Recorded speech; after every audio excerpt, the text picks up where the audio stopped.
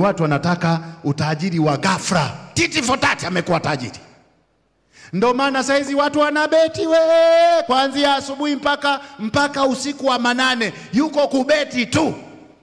Hawataki kufanya kazi, wanataka kubeti ili maisha yaende.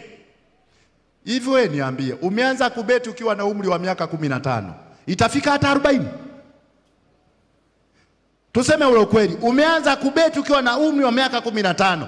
Hiyo hata miaka michache ya Emmanuel itafika kweli kama tunaishi maisha ya kubahatisha. Maana kubeti ni kubahatisha. Kwamba labda nitapata nguvu ya buku. Si ndio tunatembea nao saizi nguvu ya buku. Kila station ya radio kifungulia nguvu ya buku. Kwenye TV nguvu ya buku. Nguvu ya buku. Hai!